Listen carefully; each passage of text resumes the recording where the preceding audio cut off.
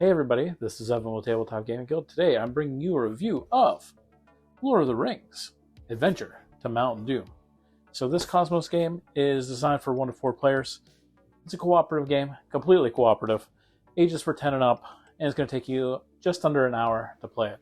I'm going to take you down to the table, show you what it's all about, then bring you back up for my final thoughts.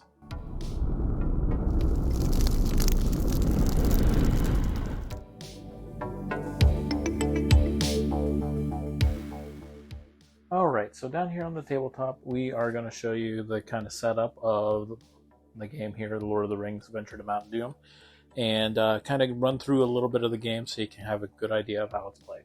So first thing is you're going to get the board here, very beautiful board set up here. You're going to get all of the fellowship here. So we have Gimli, Legolas, Aragorn, Merry and Pippin, and Sam and Frodo. They're going to start here in Rivendell, and the journey is going to take them from Rivendell all the way through Lothlorien, Rohan, into Helm's Deep, Gondor, minus Morgul, and finally over and up there into Mount Doom. We're going to move this to the side here, and then once you get that, you're going to get the Uruk-hai chieftain up here, which I already placed, and you're going to place the Witch King of Angmar right there. You're going to have Uruk-hai off to the side, and the Ring Wraiths off to the side there also. So this game comes with Gandalf cards. You're going to shuffle them, and once you shuffle them, you're going to give one to the oldest person that is playing. And next thing is you're going to get the Boromir card. You notice Boromir wasn't placed in the Fellowship. That's because he's a card. His is the Rivendell back is the only one that has that, so it's really easy to find.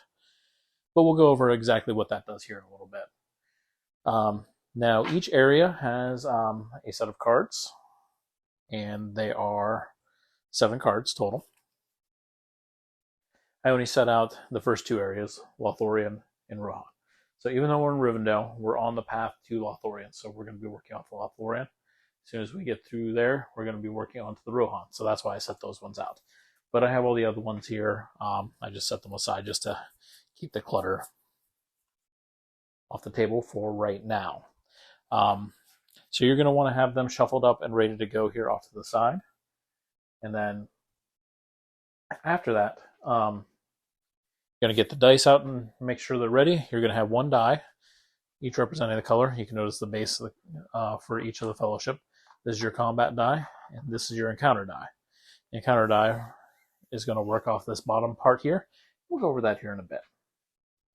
So one of the last things that you're going to set up is you're going to put the 1 ring in as a starting location, which is right here. You can see it marked right there.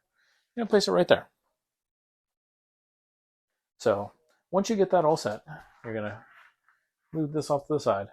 Down here at the bottom, you're going to set the encounters up. Okay. So like I said, you're going to have these shuffled up. Shuffle, shuffle, shuffle, shuffle.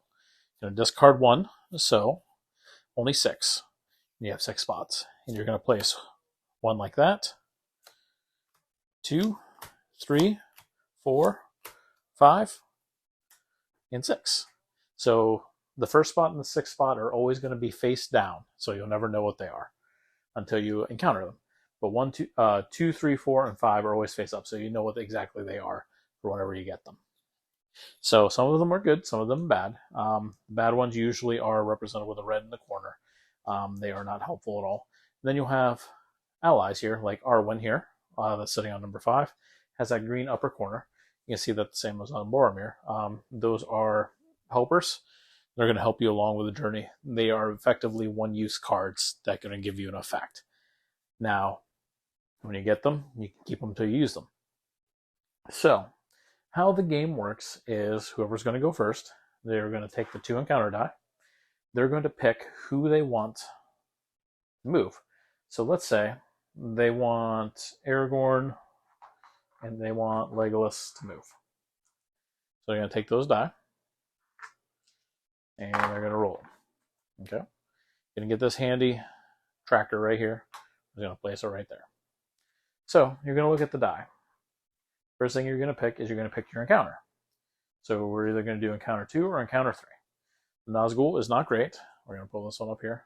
So this is one of the losing conditions here. If you get, well, that card's out. If all of the ring race are filled into minus Morgul there, you'll lose.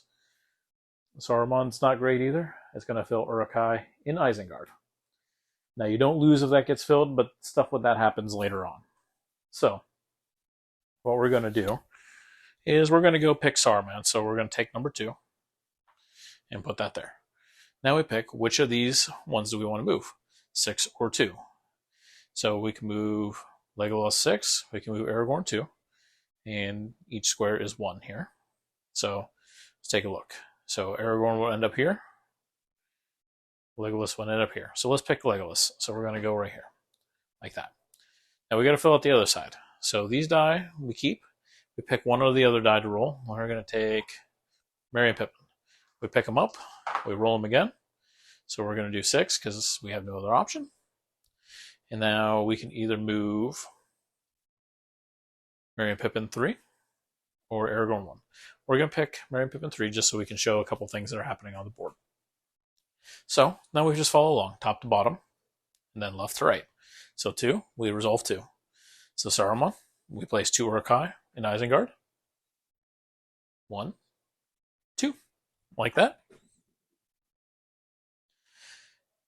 Now we move Legolas 6. 1, 2, 3, 4, 5, 6. Next thing we do, 6. So we didn't know what this one was. So we're going to take it. We're going to flip it. We're going to reveal is a Moria Orc. So that's the combat card. I'm going to place it right here. So that's where this die comes in. So combat works like this. There are multiple sides on here. They're color-coded for each member of the Fellowship. There's one for Gandalf, and then there's the Sauron's Mark. So what we're going to do is we're going to roll it. The Sauron's Mark tells us right here, we lose a heart. That's our courage. Whenever it gets to the bottom, we lose. Okay? And then this card goes back on 6. We now know if 6, you're going to hit the Moria Orc. Now, let's say instead we would have rolled Legolas. We would have defeated the Moria Orc. The card still stays. And we move on. We just didn't lose a heart. Now, one interesting thing that could have happened also is, let's change this slightly, like this. So let's say we bolted Sam and Frodo way out front because we want to get him to Mount Doom. That's not the best of options because in this example, we roll Merry and Pippin. Okay. So in order for the battle symbols and for these people right here to be eligible to aid us in combat and help us win combat, they have to be at the same spot as the Fellowship or ahead of them. So in this case, if this was the case, we don't have anybody supporting. So the only thing that would have helped save them would have been if we would have rolled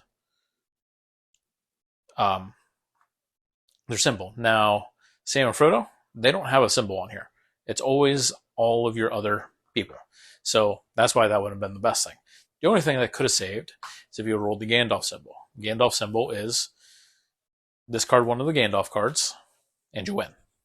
Now, that's not always the best thing because these are actually really, really powerful. You get them by doing something, which we'll go in a little bit. So, but that's not the case. We did this, we did that, we did that. So that's what happened there. We defeated the Moria Orc. We're okay because Sam and Frodo were back here. We rolled, I think it was Merry and Pippin, who's in the same spot. We're good. So now we go Merry and Pippin, actually move 3. 1, 2, 3. Right here is a ring wraith symbol. So what that means is we have to take one from over here. And we put it on there. It's almost like an extra counter for Doom.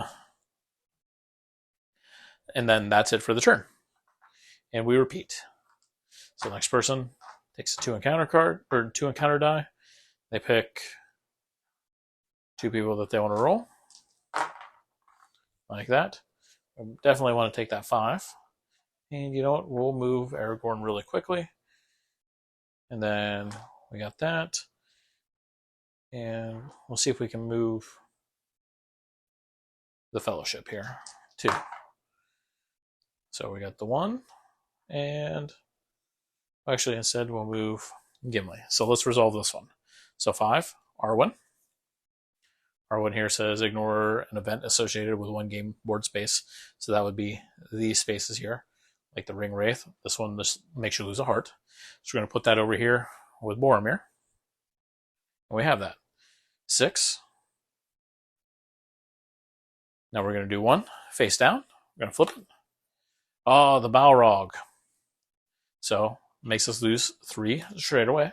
1, 2, 3. You just follow along there. You place the Gandalf token in Helm's Deep, which I have off to the side. That's the space that goes right there. And it says that you cannot use any of the Gandalf cards until the Ring Bearer has reached Helm's Deep. As you remember, Gandalf the Grey is no more. He returns as Gandalf the White. Now this card has a symbol. Unlike, the Moria Orc didn't have that symbol earlier. That means that when this happens, this card gets discarded. So it goes away. Now you're probably looking at this and go, there's not a lot of good cards. There really isn't. One of the ones that we had, the card that we discarded was one of our helpers, Elrond. There's only 1 or 2 helpful cards in each area. So you're going to get a lot of not helpful frequently. So we're going to finish it off. That's that 1 there that we did. And then we're going to move Gimli 2. So one last thing that I'm going to show you here. I'm going to kind of lay this out just so we can see exactly what happened. Let's say we rolled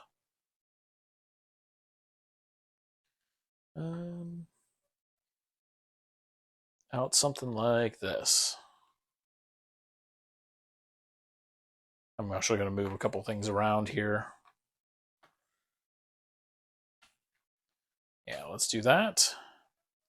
Just to kind of give you an example of what's going on. 5, and then we want Ring Bearer to move 3. So let's say we place this out like this. Okay? So we resolve it left to right, top to bottom. Well, actually, top to bottom, left to right. There we go. Those are my words. So 1. There's nothing here in 1 anymore. We have this right here. So what does this mean? That means that Sam and Frodo can move 0, 1, or 2 for that action. So let's take a look. 0 keeps him there. 1 moves him there. 2 moves him there. He's moving 3 later on, which is ideal, and I'll explain why. So we're going to actually pick him not to move 0. You'll see why in a bit. 2, we move Legolas. 1, 2, gets him to Lothlorien. Anytime any of the members of the Fellowship get and land in those squares, the area squares, the courage goes up by 1. Good thing. 5 now, that's Aragorn. 0, 1, or 2. We're going to move him to, hey, we gain more courage. Good job. 3. 1, 2, 3. The Ring Bearer has made it to Lothlorien. So whenever, at the end of turn, if the Ring Bearer has made it to one of the main areas, Rivendell, Lothlorien, Rohan, and so on, all these cards from the last area go away. We're now using the next set. Same thing. Get rid of 1. 1, 2, 3, 4, 5, and mystery. And now we continue on. Also, if the Ring Bearer lands exactly with the die roll on there, you get a new Gandalf card. This one, after a roll, turn 1 multicolor Fellowship die of your choice to any face. One of the previous ones, you can turn a black counter die to any face. So those are really powerful. Unfortunately, we can't use them right now because we have to wait to get the Helm's Deep, but being able to use them is going to be nice. Now, let's just say, this example, I rolled a 4 instead. So he was here, 1, 2, 3, 4. Well, anytime the Ring Bearer would go past an area, they automatically stop in that area because it resets the board. Also, with that, you do not gain a Gandalf card. The Fellowship, they can move past. They can keep rolling. So it's going to go and it's going to repeat and all the way until you get to minus Morgul. The rules then change from minus Morgul, where you're not rolling and moving the Fellowship. You're only actually rolling 1 encounter die per turn, just trying to get to Mount Doom. It is very rough to get there. And this game, being cooperative, You're going to lose a lot more times than you are going to win. It's just designed that way. It is very hard, but if you read the books, watch the movies, it wasn't easy. It wasn't easy for him. So I'm going to bring it back up here and give you my final thoughts.